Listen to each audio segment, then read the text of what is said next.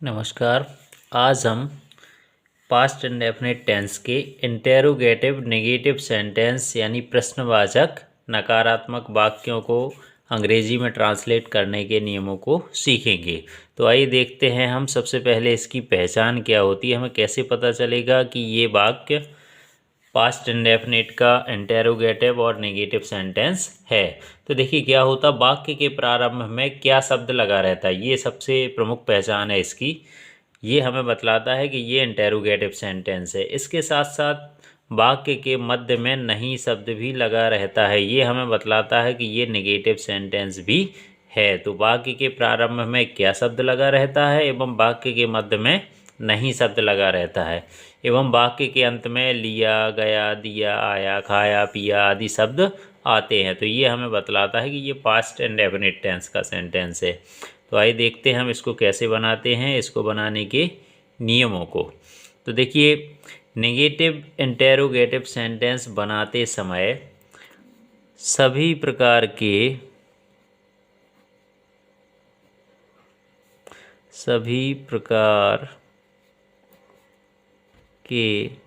Subject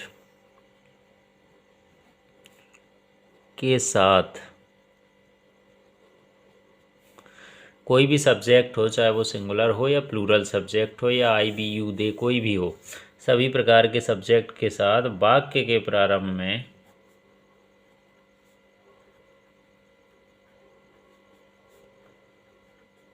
में helping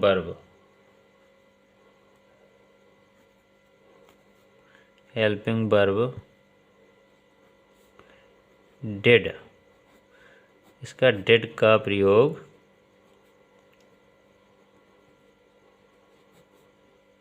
किया जाता है। सभी सब्जेक्ट के साथ हमें सबसे आगे वाक्य के प्रारंभ में डिड लगाना है। तो वाक्य के प्रारंभ में डिड का प्रयोग किया जाता है एवं सब्जेक्ट तथा मेन वर्ब के बीच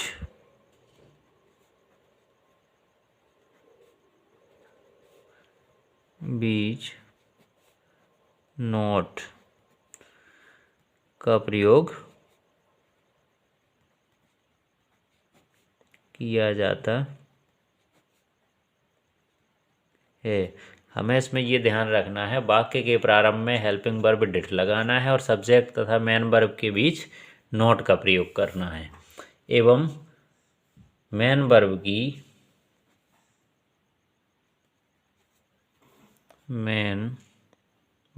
की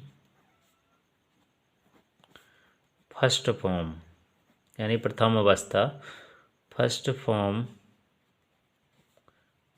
का प्रयोग किया जाता है। अब चूंकि ये इंटेरोगेटिव सेंटेंस भी है तो वाक्य के प्रारंभ में हम क्वेश्चन मार्क भी लगाएंगे तथा वाक्य के अंत में हम क्या लगाएंगे, क्वेश्चन मार्क भी लगाएंगे तथा वाक्य के अंत में प्रश्नवाचक चिन्ह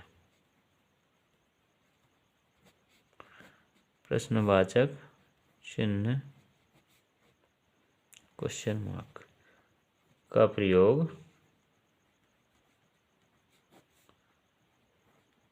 किया जाता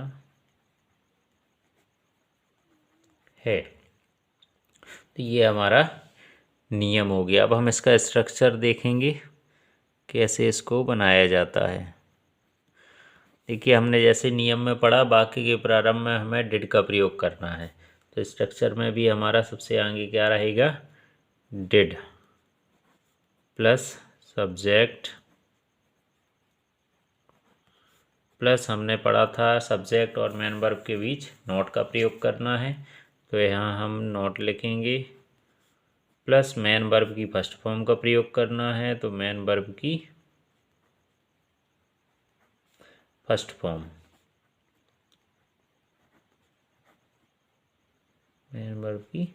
फर्स्ट फॉर्म प्लस ऑब्जेक्ट आएगा प्लस अदर वर्ड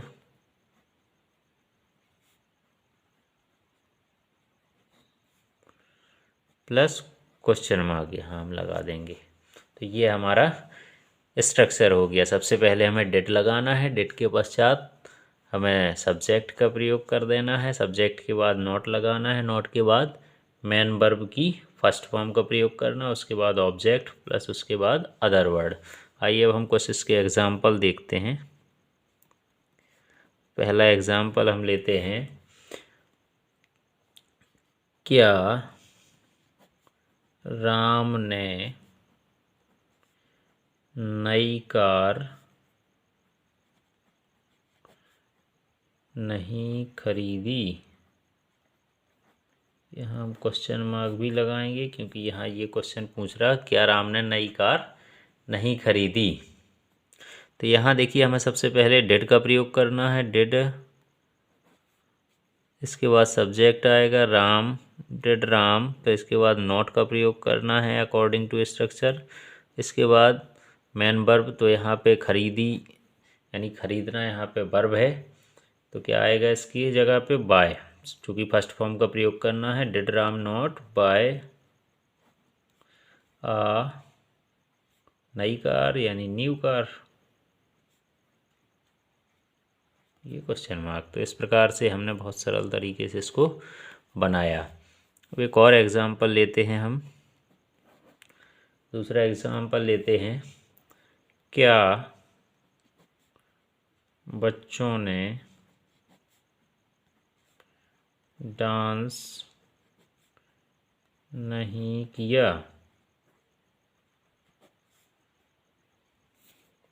यहाँ भी डिड आएगा, चूँकि हमने स्ट्रक्चर में पहले ही पढ़ा है कि वाक्य प्रारंभ में हमें किसी भी सब्जेक्ट के साथ डिड का प्रयोग ही करना है। तो डिड चिल्ड्रन, सब्जेक्ट हमारा यहाँ पे चिल्ड्रन है, तो डिड चिल्ड्रन, इसके बाद नॉट लगाना है, फिर मेन वर्ब आ जाएगा। डिड चिल्ड्रन नॉट डांस, ये हमारा कंप्लीट हो गया। एक एग्जाम्पल और लेते हैं हम, क्या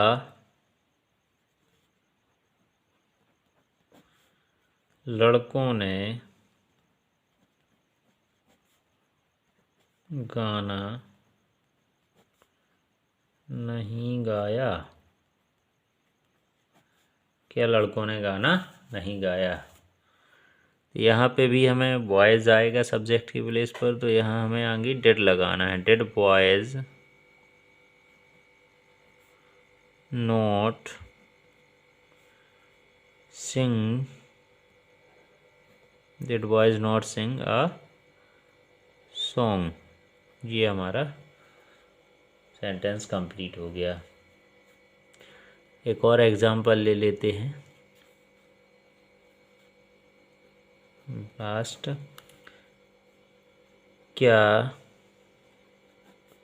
उसने पत्र नहीं लिखा। क्या उसने पत्र नहीं लिखा। देखिए यहाँ पे भी हमें डिड का ही प्रयोग करना है वाक्य के प्रारंभ में। Did he not write a letter,